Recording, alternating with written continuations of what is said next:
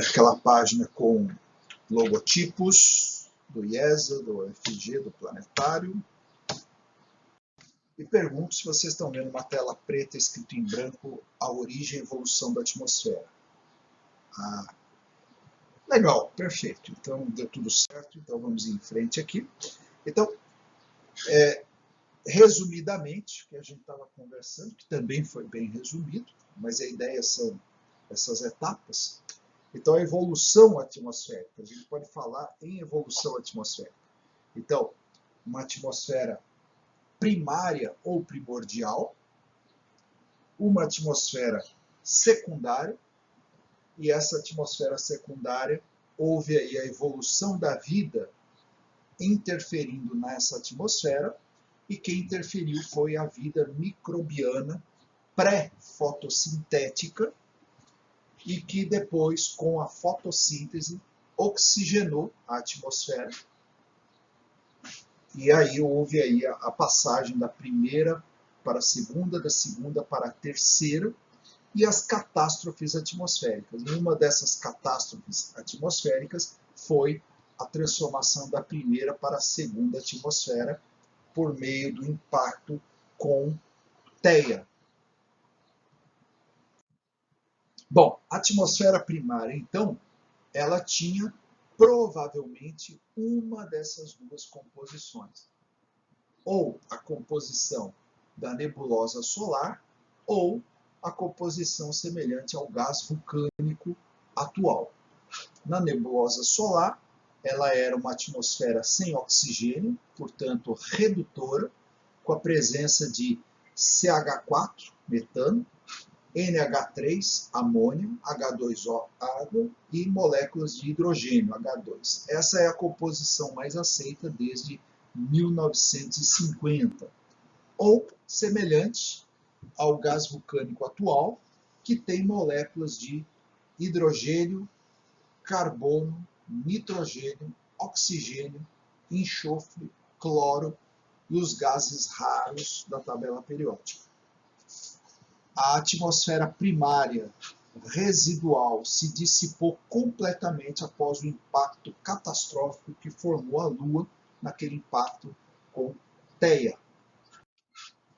E aqui um esquema do que deve ter sido aí, a Terra primitiva, com o vulcão soltando gases. Então aqui vai o nitrogênio, o dióxido de carbono, água e elevação de temperatura, e o hidrogênio que escapava da atmosfera da Terra, porque o hidrogênio ele é o composto mais leve e a gravidade da Terra não segura o hidrogênio, e a luz do Sol provocando reações fotoquímicas que quebram as moléculas de água, por exemplo, libertando o oxigênio e o hidrogênio, portanto, escapando da atmosfera terrestre. Então, uma grande perda de hidrogênio para o espaço.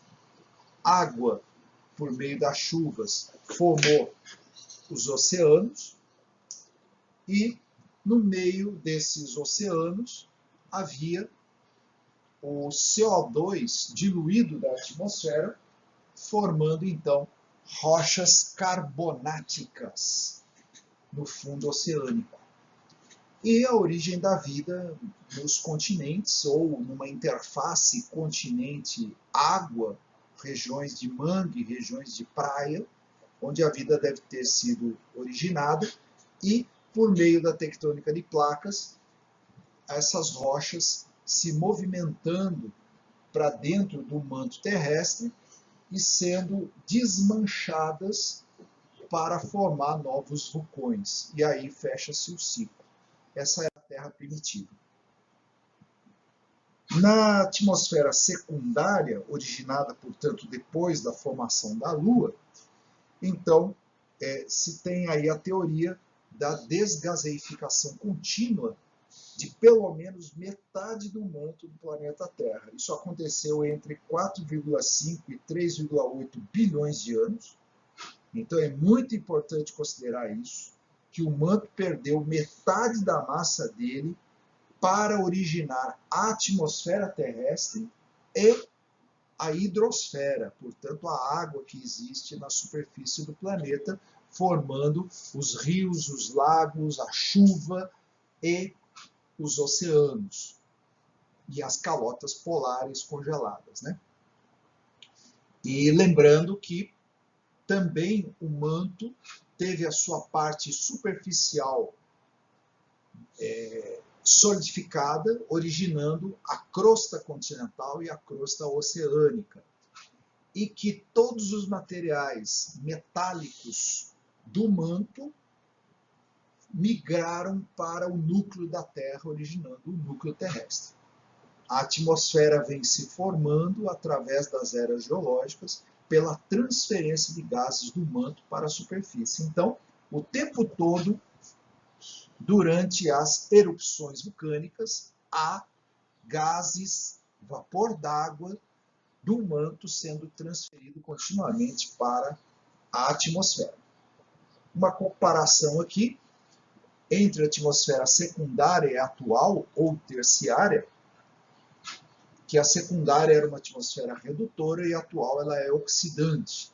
Então, na nossa atmosfera anterior a essa oxidação, a água significava 80% da atmosfera. E agora ela está entre 0 e 4%. O CO2 significava 19% da atmosfera. Agora o CO2 é 0,036. Portanto, a presença de água e o CO2 são gases, como vapor de água, né? São gases de efeito estufa. E, portanto, a radiação infravermelha, que é aquela emitida pela superfície da Terra, então veja lá, a energia solar, ela atinge a superfície da Terra, ela vem como ondas de frequência curta, ondas de alta energia, e conforme interage com a superfície da Terra, o que acontece é que a superfície da Terra absorve essas radiações de alta energia e reemite como ondas longas. E ondas longas, entra aí o infravermelho. E é esse infravermelho de ondas longas reemitido pela Terra na forma de temperatura. Essa onda longa de infravermelho fica aprisionada na atmosfera da Terra pela água, vapor d'água, pelo CO2, pelo metano e por outros gases de efeito estufa. E isso, então, é que faz com que a atmosfera fique mais quente.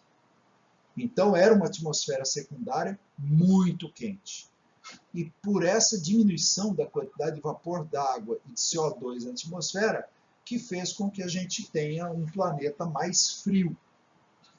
E aí, o processo de aquecimento da nossa atmosfera por gases de efeito estufa é preocupante, porque aumenta a quantidade de CO2 e de outros gases e, portanto, faz com que a temperatura do planeta progressivamente aumente. Bom, gases que seriam medianos. Está aqui o N2, o nitrogênio, que hoje compõe 78%. Foi uma mudança muito grande da atmosfera. N2 é CO2, dióxido de enxofre, H2S, que é o ácido sulfídrico, tá? E gases raros. E baixos teores de CH4, metano, NH3, amônio, e o oxigênio era ausente. Então passou a ter 21% de oxigênio. Esses outros gases medianos e baixos teores, eles estão aqui em outros, 0,4%. E fugindo só um pouquinho desse outros aqui, tem o argônio com quase 1%, 0,93%. Então a nossa atmosfera ela é grosso modo, arredondando, formada de nitrogênio e oxigênio. Nitrogênio e oxigênio que compõe aí 99% da nossa atmosfera.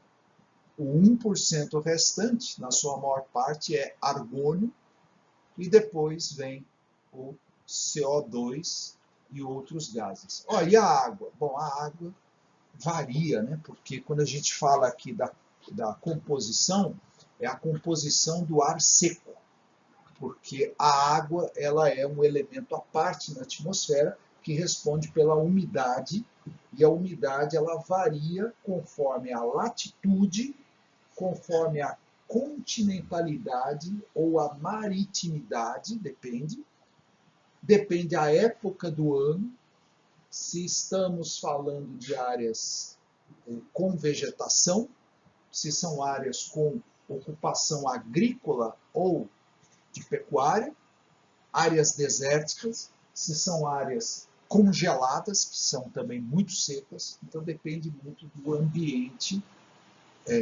para se dizer a respeito da quantidade de água. Mas essa foi a grande mudança da segunda para a terceira. Bom, até hoje acontece esse processo que eu vou descrever aqui para vocês, que é a diminuição do CO2 na atmosfera. Então, o que acontece permanentemente é que o ser humano joga CO2 na atmosfera. Veja que a gente joga CO2 e monóxido de carbono, que é o CO, na nossa respiração. Então, nós inspiramos o nitrogênio e o oxigênio nessa mistura e exalamos CO2 e monóxido de carbono. Então, na nossa respiração isso acontece, e o grave é o uso dos combustíveis fósseis, que a nossa civilização faz, principalmente a partir do século XIX, vem fazendo, e tirando, portanto, o carbono do petróleo, o carbono do carvão, o carbono das florestas sendo queimadas vivas e jogando então CO2 também pelos escapamentos dos automóveis, pelas chaminés das indústrias, pela mineração. E então o CO2, ele na atmosfera, ele tem um equilíbrio natural com a água e com a formação de rochas no nosso planeta. Então vamos entender aqui, ó. CO2 na atmosfera, ele está misturado com o vapor de água. Bom, a água, ela forma mares, rios e lagos e tem o ciclo hidrológico, tem a evaporação da água, tem a precipitação, e a água misturada com areia e outros fragmentos de rocha, ela bate em outras rochas e provoca a erosão ou a hidratação do material, que muda a composição química e ele fica mais soltinho na rocha. E aí a água leva, e esse é o transporte dos materiais erodidos. E depois existe a sedimentação. E aqui no final está, ó, levados para o mar. Então a sedimentação acontece nos corpos dos rios, dos lagos e nos mares. Acontece que a água misturada com o CO2, a água fica ácida. De que maneira? Olha lá, CO2 mais água. Essa reação química, ela forma aqui, ó, H2CO3. Como é que é? Bom, tem um carbono só, o carbono está aqui. Tem 2 oxigênios aqui, um oxigênio aqui. Então tem 3 oxigênios. Aí ele aqui, ó, O3. O hidrogênio continua tendo 2, então está aqui, ó, H2CO3. Então, CO2 mais H2O dá H2CO3. E depois dá para ainda quebrar esse hidrogênio e ele forma um hidrogênio livre, e o outro hidrogênio que aqui fica formou o HCO3. E o HCO3 é um ácido. E o ácido, portanto, sempre tem a capacidade de corroer rochas. Então, olhando lá naquela atmosfera secundária do planeta, as terras emersas do continente, eles tinham uma composição rica em magnésio, em ferro e cálcio. Isso é chamado de composição máfica ou ultramáfica, quando tem bastante magnésio e ferro. Então, seriam as rochas expostas. E, portanto, esse material que é arrancado pelo ácido HCO3, ele tira o magnésio, o ferro e o cálcio e leva isso para o mar. E no oceano, continua então havendo a ação desse ácido HCO3, e esse HCO3 aqui acaba dando uma reação química com a água e formando 2 hidrogênios livres e mais o CO3. E como já tem o cálcio na água do mar que foi levado, junta o cálcio com o CO3 e forma o CaCO3, o chamado CaCO3, que isso é calcário, ou o nome químico carbonato de cálcio. Carbonato de cálcio, calcário ou CaCO3. Então, quando existe calcário em excesso, carbonato de cálcio em excesso na água do mar, ele sofre uma precipitação química que a água fica saturada de carbonato de cálcio. Então, começa a sedimentar grãozinhos de carbonato de cálcio e, com isso, a remoção de CO2 da atmosfera. Então, toda vez que há excesso de CO2 na atmosfera, o planeta Terra põe em andamento esse equilíbrio de remoção do CO2 da atmosfera. Então, isso acontecia na segunda atmosfera e continua acontecendo na terceira atmosfera. No entanto, isso não é suficiente para reduzir o CO2 em excesso que está provocando o efeito estufa em excesso. Então é assim, a natureza faz a parte dela até a parte que cabe a ela. Agora, o problema é que o ser humano está mandando muito CO2. Então, eu não vou dizer para vocês aqui em números, mas são algumas dezenas de toneladas de CO2 que o mar consegue tirar da atmosfera, ao passo que o ser humano está colocando centenas de toneladas de CO2 na atmosfera, isso por ano. Então veja como é desigual.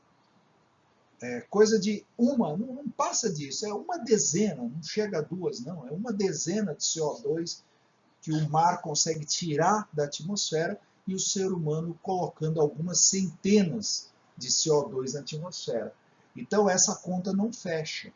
Então passa a ter CO2 em excesso na atmosfera, provocando uma retenção do infravermelho e uma intensificação do efeito estufa no planeta Terra. Muito bem, agora o processo da terceira e atual atmosfera, que é o processo de oxigenação. Então é a transformação dessa segunda atmosfera na terceira. Então, houve uma era química sem vida, somente reações químicas acontecendo sem os seres vivos. Isso foi até 3,5, talvez 3,8 bilhões de anos atrás, onde surgiram micróbios anaeróbicos, portanto, micróbios que fugiam do oxigênio. E surgiram os organismos fotossintéticos na forma de cianobactérias, que passaram a reduzir a quantidade de CO2 na atmosfera porque passaram a usar o O2 da atmosfera e deixar o carbono livre para fazer outras reações químicas. Então, foi o processo de fotossíntese que reduziu o CO2 da atmosfera e passou a liberar o oxigênio. Então passou a haver a poluição do oxigênio liberado por atividade biológica oxidante, e foi também por volta desses 3,5 bilhões de anos atrás que se formou a camada de O3, o ozônio, que se constituiu a partir de 2 bilhões de anos atrás, que atingiu, portanto, uma boa concentração entre a altitude de 30 quilômetros e 50 quilômetros de altitude, e o ozônio ele atua como um filtro para a radiação ultravioleta proveniente do Sol. E o O2, então, qual a origem dele? Bom, então, a água presente nas altas camadas da atmosfera, acima de 50 quilômetros de altitude, ela tem a sua molécula quebrada, separando o hidrogênio do oxigênio, então está aqui ó, o O2 e o H2, pelos raios ultravioleta que vêm do Sol. E, portanto, o oxigênio estaria disponível para os seres fotossintetizantes, né?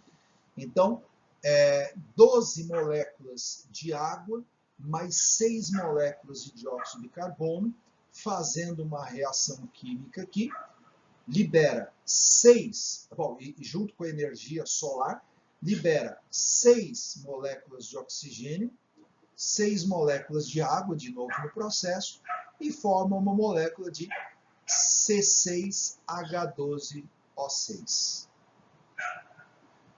Essa daqui é a molécula principal da fotossíntese, formando, portanto, os açúcares da glicose, né?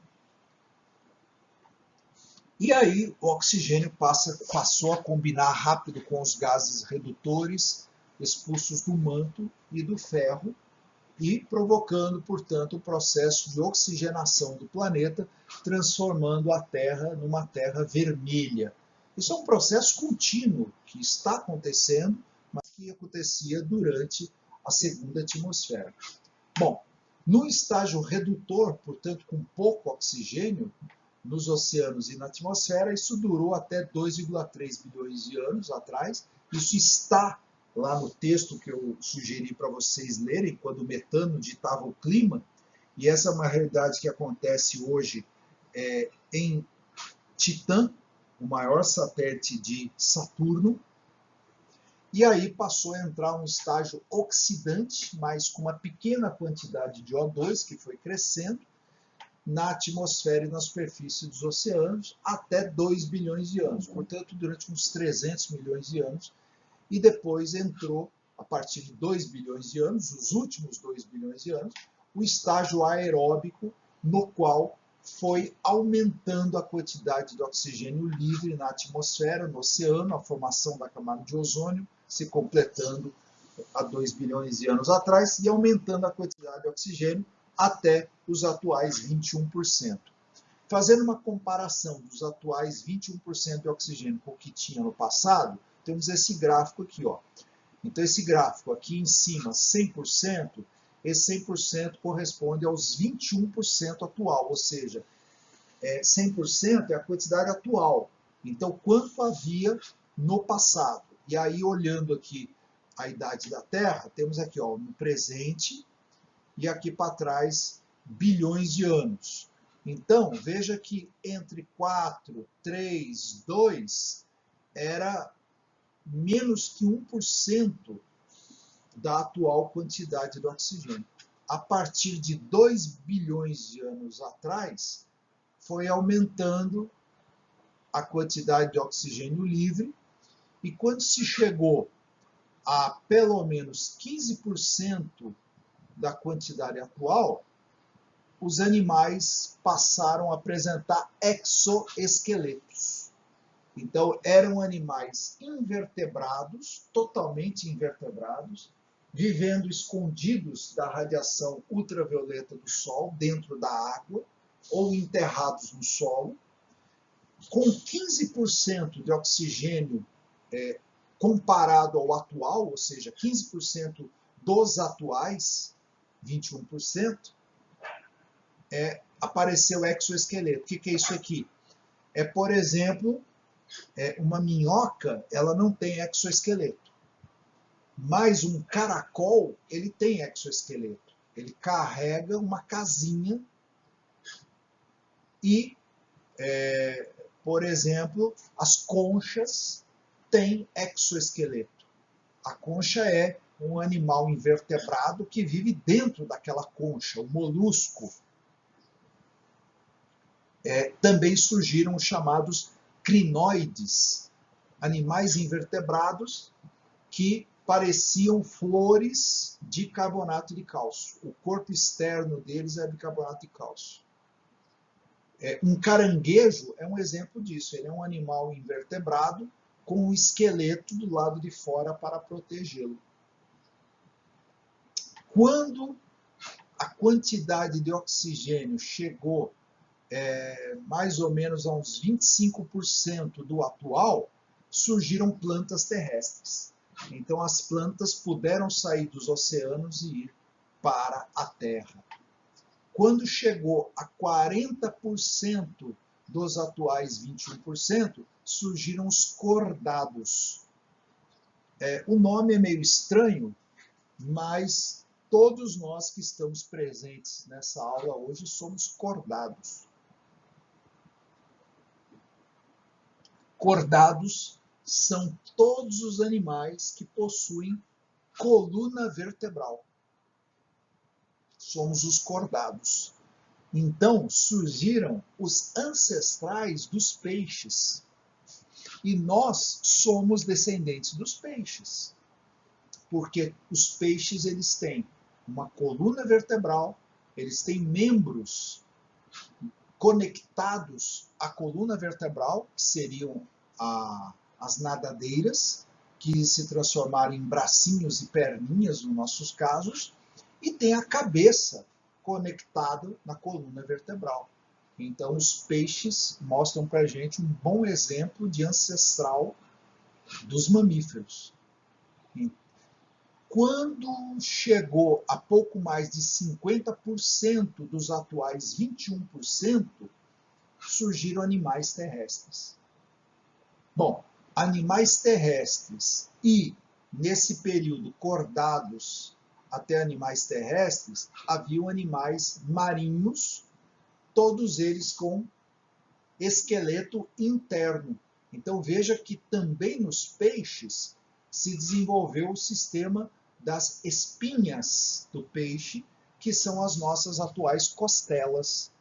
Então passou a ter um esqueleto interno. E os animais terrestres, eles têm esqueleto interno, tem animais terrestres com exoesqueletos e tem animais terrestres que são invertebrados. Exemplo, os insetos.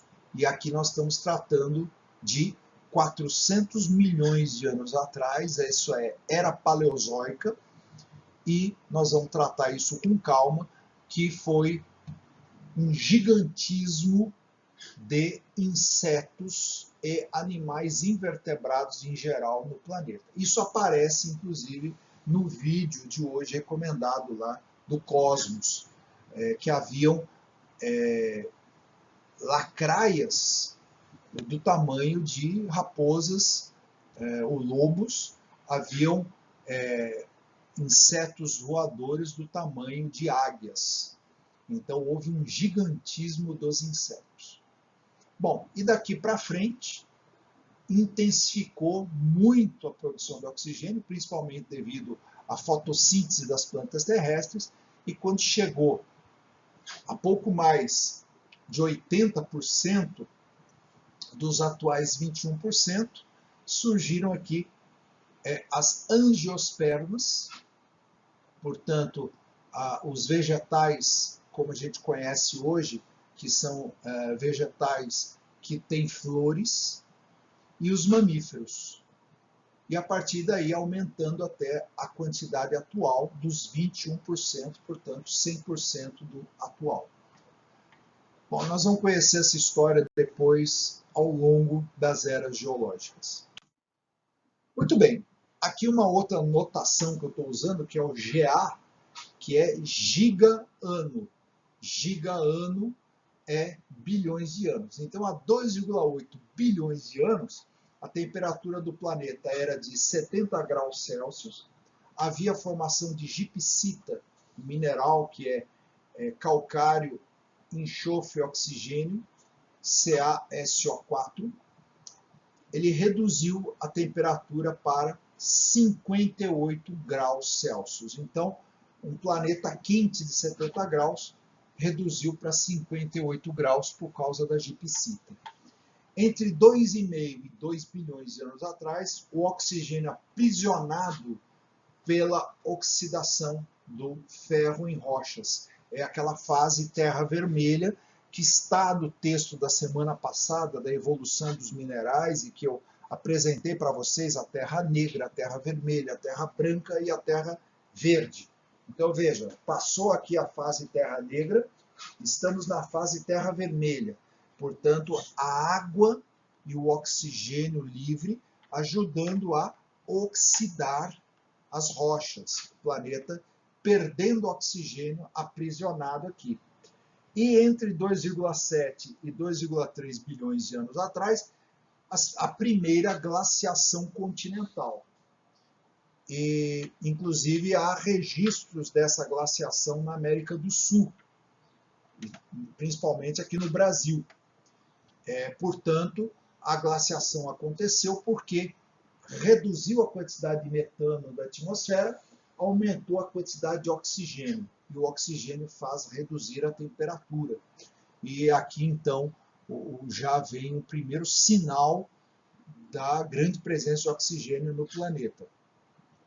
E depois, entre 0,9 e 0,6 bilhões de anos atrás, ou 900 milhões de anos atrás e 600 milhões de anos atrás, aconteceram 3 intervalos curtos, muito próximos, de glaciações continentais. A Terra esfriou muito, esquentou um pouquinho, esfriou muito, esquentou um pouquinho, esfriou muito, que foi a chamada Terra Bola de Neve, e, portanto, essa é a fase da Terra Branca. Então, veja que a presença de oxigênio na atmosfera provocou a formação da Terra Vermelha e da Terra Branca. E essa fase Bola de Neve, vocês verão no último, ou um dos últimos vídeos que eu apresento nesse curso, que é um vídeo longo de 1h30, que ele conta toda a história do planeta Terra e dá um destaque muito legal para esse Bola de Neve, porque as calotas polares norte e sul, elas tomaram conta do planeta e congelaram o planeta inteiro. E por meio da tectônica de placas, é que essa bola de neve ela se desfez e derreteu. E nunca mais o planeta voltou a ter calotas polares, de tanto que ele esquentou. Ele só voltou a ter 2 calotas polares ao mesmo tempo nos últimos 30 milhões de anos, porque a Terra está num processo contínuo de resfriamento. Nós agora que estamos nessa fase aí de aquecer a atmosfera, mas uma tendência geral do planeta é de queda da temperatura. Importante dizer que antes de 900 milhões de anos atrás, havia seres vivos em abundância no planeta Terra, chamada fauna de Ediacara, que é uma região na Austrália, e havia ali, há fósseis, é uma coisa inédita, né? Ter fósseis de seres de corpo mole, porque o que se tem normalmente é a fossilização das partes duras dos corpos dos animais e mesmo dos vegetais. Então foi uma fossilização de partes moles. E aí o que aconteceu foi que, com essa grande quantidade de vida, tinha também a chamada fauna de Gunflint, que também são seres importantes, que eu já vou mostrar para vocês, também era seres invertebrados, são as 2 principais ocorrências que há de paleontologia, e tudo isso se perdeu durante a Terra Bola de Neve. E, portanto, todos esses animais, esses animais entraram em extinção, e incrível, quando a Terra esquentou de novo, houve um ressurgimento da vida chamada explosão cambriana. Então, olha aqui, ó.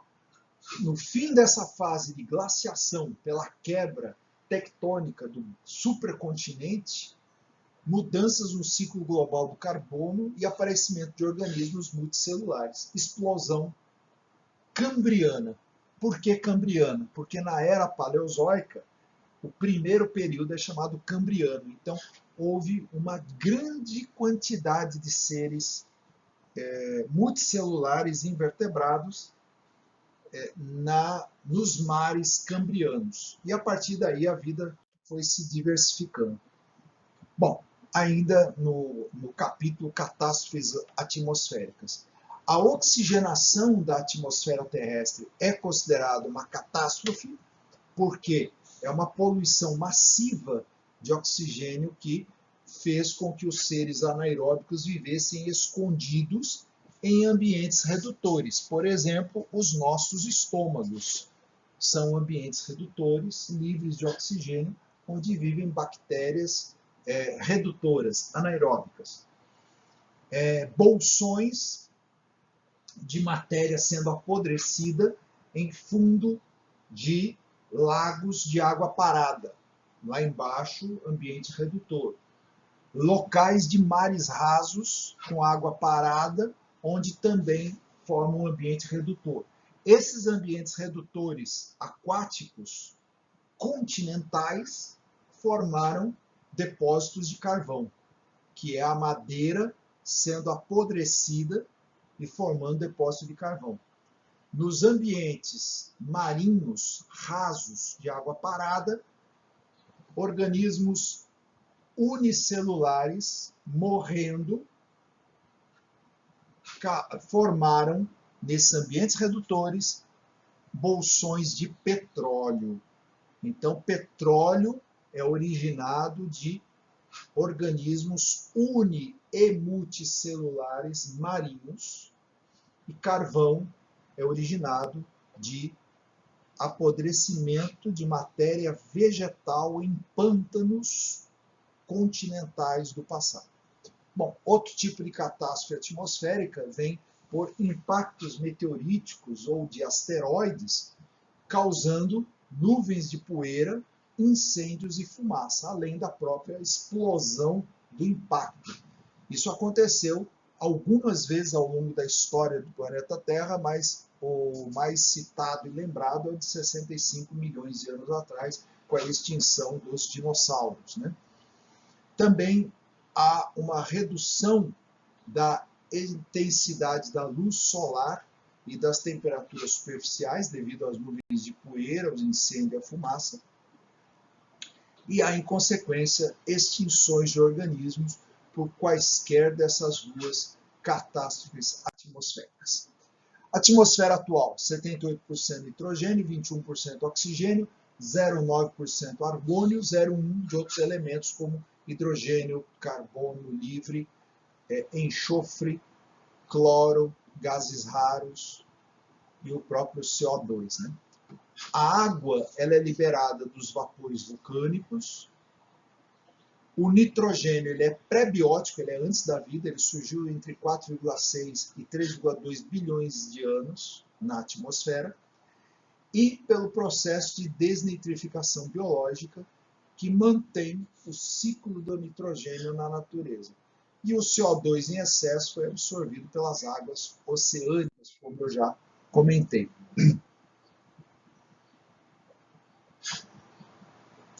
Bom, aqui a fotografia de 3 geólogos trabalhando aqui junto a essas rochas no metaconglomerado de Jack Hills, com idade de 3 bilhões de anos. Conglomerado é uma rocha sedimentar originada por grãos de tamanhos diversos, pode ter grãos finos como grãos mais grossos, e eles são juntados pela água de rios, por exemplo, e formam ali, depois que esse rio seca, forma misturado na areia uma rocha chamada conglomerado. Agora, metaconglomerado significa que depois essa camada de conglomerado sofreu um processo de esmagamento por pressão. Essa camada deve ter afundado dentro da crosta terrestre, sofrido pressão e também elevação de temperatura. E isso provoca o chamado metamorfismo. O metamorfismo é a transformação. E isso faz com que fique o material todo alinhado em camadas devido a esse metamorfismo. Bom, e aí eles encontraram zircões. Você já conhece um texto sobre zircões, e o zircão ele é composto de zinco aqui e silício e oxigênio, ZrSiO4, e aqui eles identificaram um pedacinho minúsculo dentro do zircão com 4,404 bilhões de anos, ou 4.404 milhões de anos, ou simplesmente 4,4 bilhões de anos. Ou seja, a camada ou a rocha ou o mineral mais antigo da superfície do planeta Terra.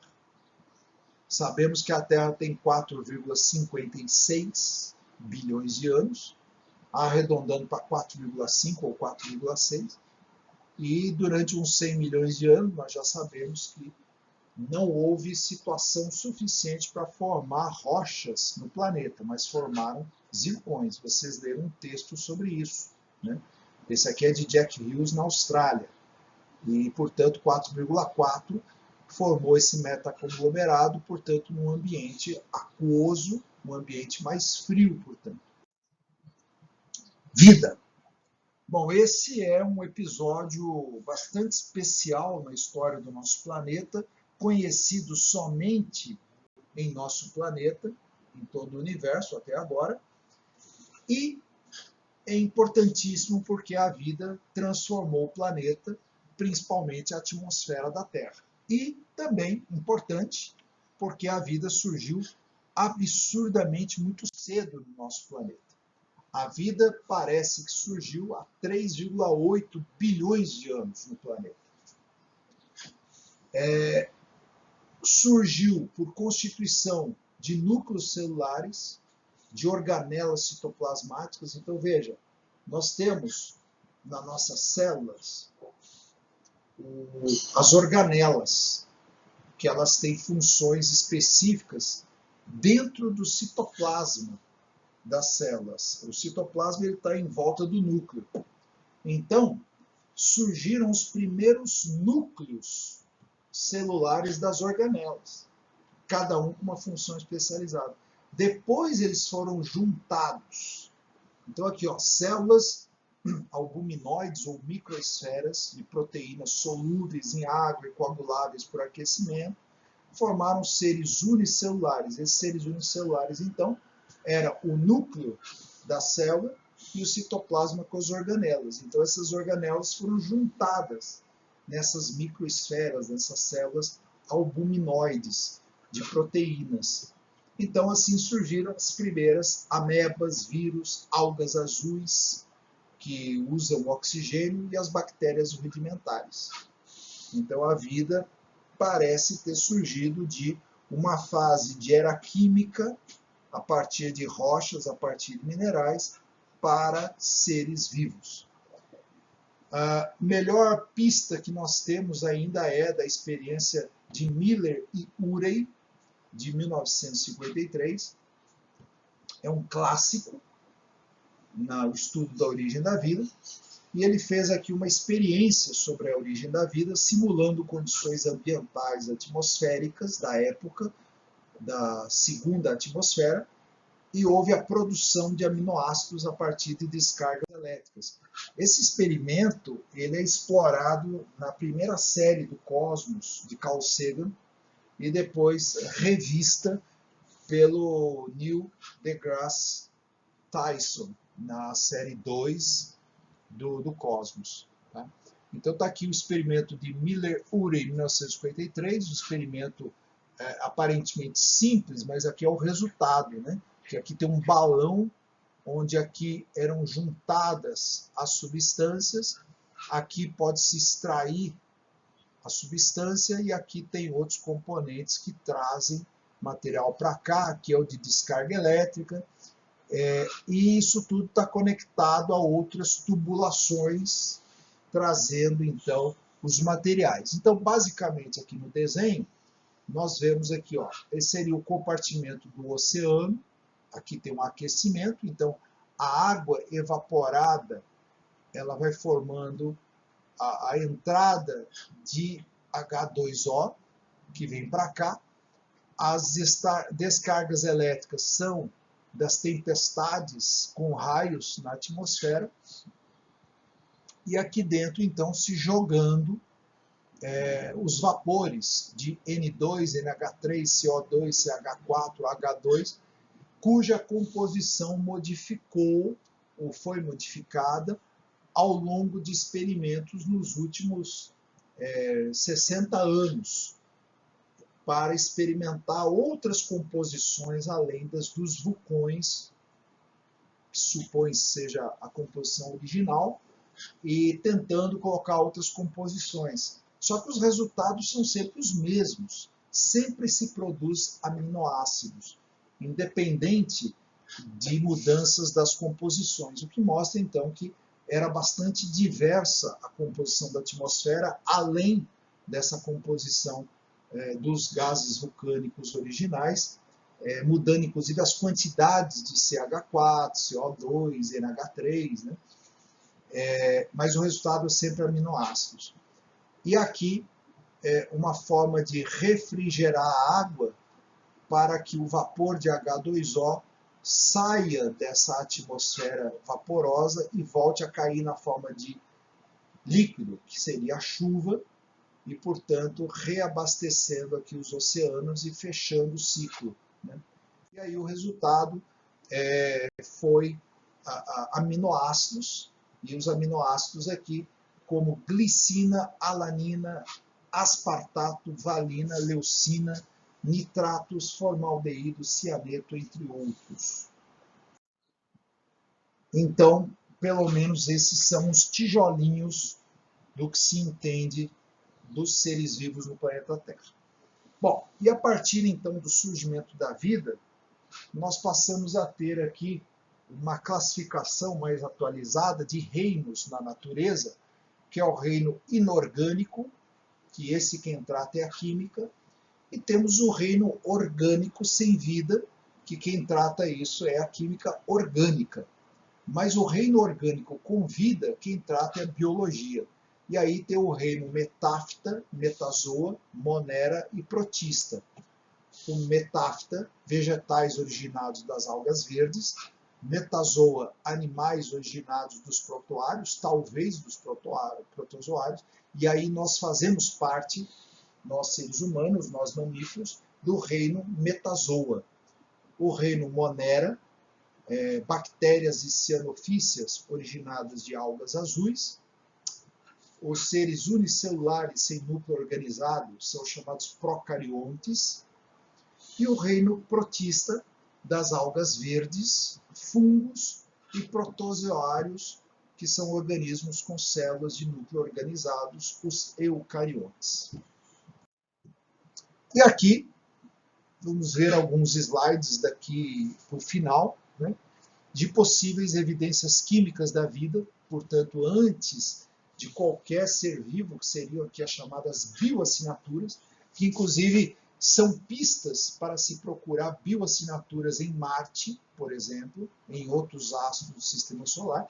Então tem lá na Groenlândia, no sudeste da Groenlândia, na ilha Aquilea, um complexo de uma rocha chamado gneiss. Gneiss é um granito. Granito a gente tem na rua na forma de paralelepípedos. Granito é formado dos minerais quartzo, mica e o feldspato. E uma vez que ele sofre a metamorfismo, ele é esmagado e aquecido, ele fica com camadas, e essas camadas é chamado de gneiss. local chamado Itzhak, na Groenlândia, com 3,85 bilhões de anos. O que tem lá? Lá tem uns metasedimentos chamados grauwacas. Grauwacas seriam, então, sedimentos de antigos mares rasos, portanto, metamorfizados, pressionados por calor, e lá dentro tem grafite, dentro de cristais de apatita. E o grafite sabemos que é carbono, carbono 12, carbono 13. E aí se pergunta se isso seria uma assinatura de quimiofósseis, né? De alguma fotossíntese há 3,8 bilhões de anos atrás. Objetos mais jovens, com 3,5 bilhões de anos atrás, aqui formando o que podem ser corpinhos de micro-organismos, muito pequenininho, né? Isso aqui seria 10 micra a escala, portanto, muito menor aí do que 1 centímetro, menor do que 1 milímetro, melhor dizendo, né? Então, uma composição isotópica não conclusiva, ramificações irregulares, tem aqui os septos, que seriam anéisinhos, né? Criados por deformação e crescimento cristalino, pode ser, são objetos iguais encontrados em vidro vulcânico e em sílex hidrotermal, portanto, não se sabe se são seres vivos ou não. Aqui já é mais evidente, que são os chamados estromatólitos de 3,5 bilhões de anos na Austrália, que esses sim são evidências de seres antigos. Os estromatólitos, então, eles formam essas colunas de material de calcário misturado com algas. E aqui seria a fotografia desse tipo de alga, desse tipo de objetos microfósseis aqui no meio, né, que seria um ambiente, portanto, marinho, que também se espera encontrar em Marte esses estromatólitos e verificar se nos mares mais primitivos de Marte se tinham esses seres. E para quem assistiu aquele primeiro vídeo do nosso curso, mostra lá uma pesquisadora mergulhando em um lago no México com estromatólitos atuais produzindo oxigênio para a atmosfera. Bom, aqui outros possíveis seres vivos de 3,5 bilhões de anos atrás, também coletados do estromatólito australiano, possíveis cianobactérias. E aqui, 2,1 bilhões de anos atrás, essa grande diversidade desses seres aqui unicelulares. Então, seriam procariontes, microfósseis preservados em estromatólitos colunares estratiformes, com estratificação, mineralizados por sílica, formação de ferro Gunflint no sul do Canadá. Então, essa é uma evidência da fauna de Gunflint, com seres bastante antigos, 2,1 bilhões de anos atrás. Aqui, um possível eucarionte, encontrado aqui nos Estados Unidos e também na China, classificado como Gripania spiralis. Então, são animais invertebrados aqui. Não sabe se seriam eucariontes, se eles seriam organismo multicelular, uma macroalga, uma experiência evolutiva.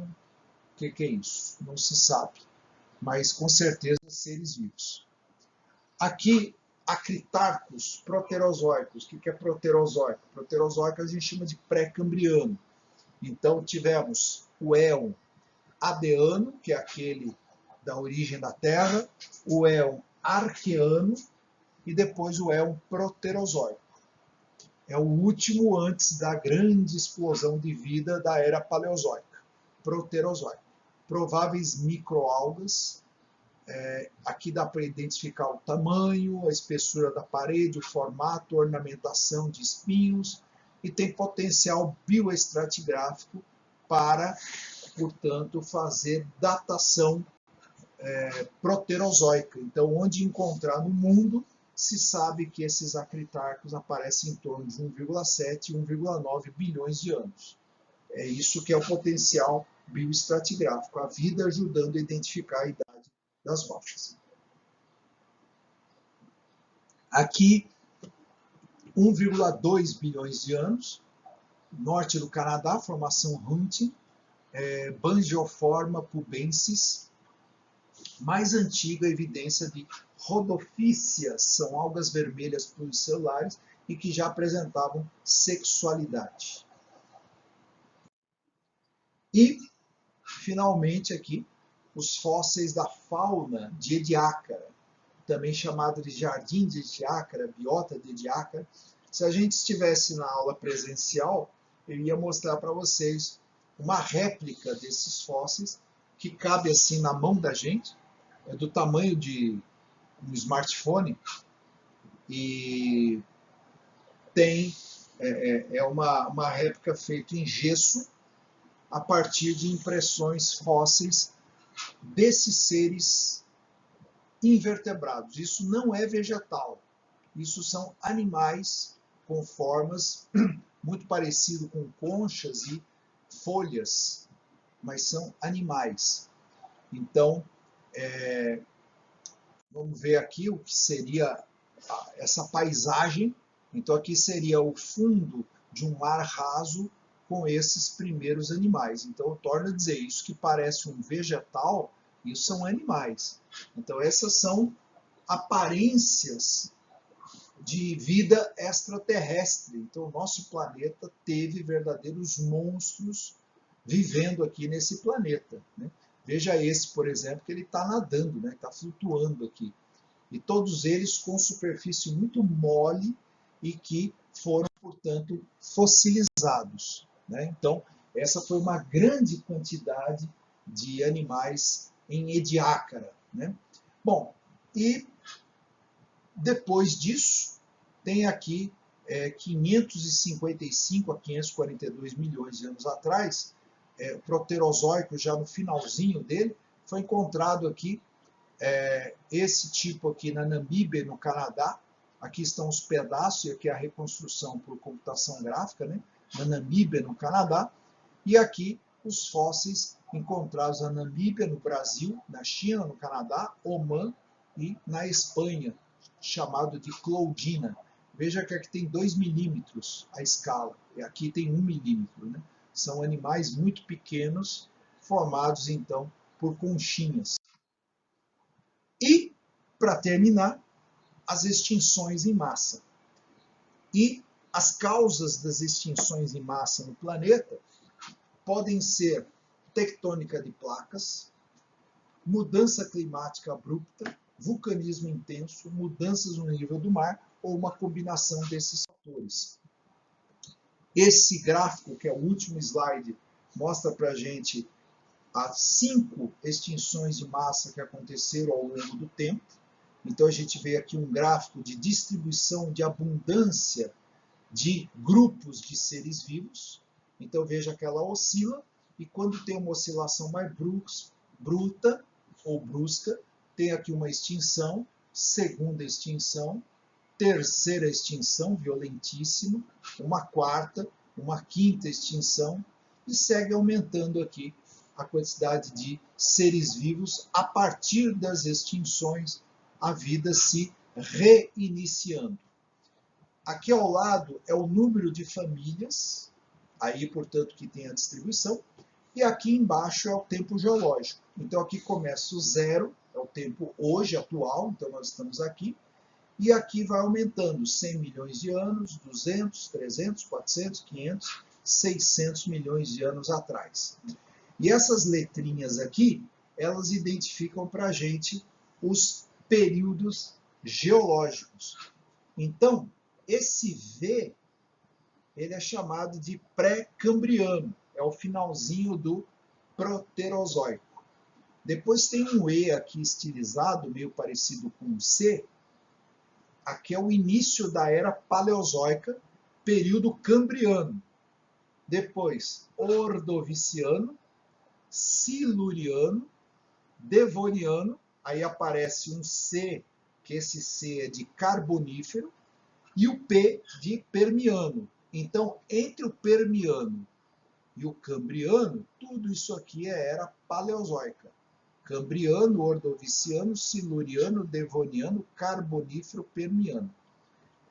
E esses outros três aqui compõem a era Mesozoica. Triássico, Jurássico, famoso Jurássico, e o K é de Cretáceo, porque não dá para pôr outro C, né? Porque já tem Cretáceo, tem Carbonífero e tem Cambriano, né? Tem que diferenciar as letras. E daqui para frente, onde tem esse T e esse outro estreitinho aqui, até zero, é a era Cenozoica atual que a gente vive. E esse T é de terciário. E depois tem o quaternário. Eu vou explicar mais detalhadamente isso aqui, porque os nomes mudaram.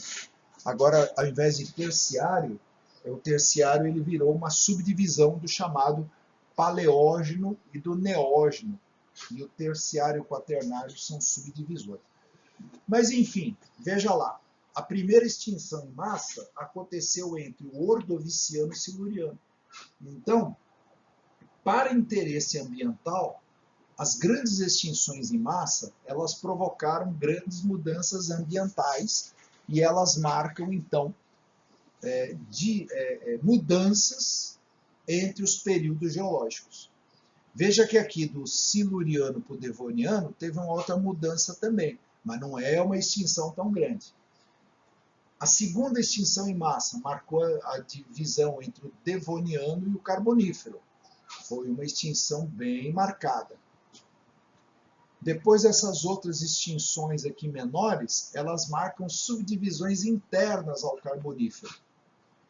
E essa grande aqui, ela não é só uma divisão entre o período Permiano e o Triássico. Ela marca uma divisão de era, porque ela foi muito grande. É entre o fim da Era Paleozoica e a Era Mesozoica. E a Era Paleozoica, ela também foi marcada por uma grande mudança. Não foi extinção, e sim a chamada explosão cambriana. Então veja que a Era Paleozoica, ela surgiu de uma grande quantidade de famílias, portanto, uma grande explosão de seres vivos, e a Era Paleozoica terminou com uma grande extinção de famílias. E aí veio a Era Mesozoica. Veja que entre o Triássico e o Jurássico também marca aqui a quarta extinção em massa. E depois aqui, entre o Jurássico e o Cretáceo, teve também uma pequena mudança aqui. E depois uma outra mudança dentro do Cretáceo, que é marcado em divisões internas do Cretáceo. E depois uma extinção maior do que a 4, quase tão grande quanto a 2 e a 1, mas ainda assim maior. Então essa extinção número 5 foi a extinção do final do Cretáceo e início do Terciário, ou do fim da Era Mesozoica e início da Era Cenozoica. Então, essa Era Mesozoica, ela começou com uma grande extinção em massa, a pior delas, do final do Permiano e início do Triássico, e terminou com a segunda maior extinção em massa do Cretáceo para o Triássico, tudo associado aqui a grande impacto de um asteroide com o planeta Terra, e aqui do Paleozoico por uma grande erupção vulcânica na Sibéria, que não foi por vulcões, mas sim por fendas que foram abrindo por vários milhares de quilômetros em toda a Sibéria e contaminando a atmosfera com vapores vulcânicos que provocou.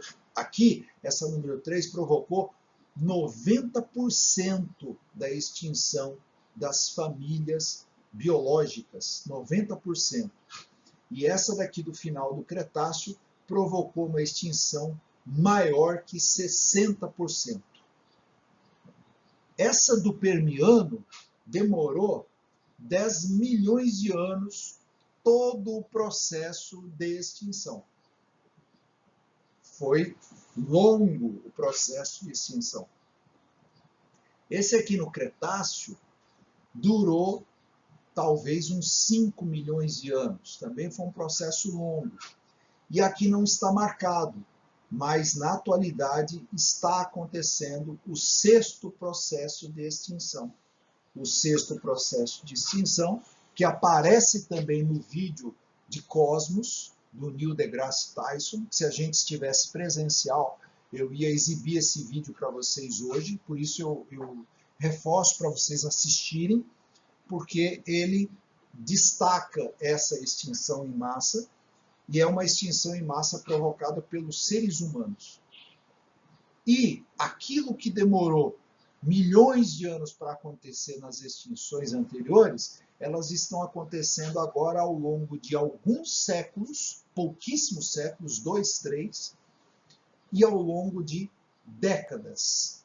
E inclusive ao longo de anos e dias, porque ao se incendiar florestas, ao se poluir rios, ao se poluir oceanos, principalmente com saco plástico nos oceanos, nós provocamos diariamente extinções que levariam milhares e milhões de anos para acontecer, e elas acontecem em dias, em horas, em meses, em poucos anos. Então, o planeta Terra nunca viu uma extinção em massa tão grande quanto a sexta extinção que está acontecendo.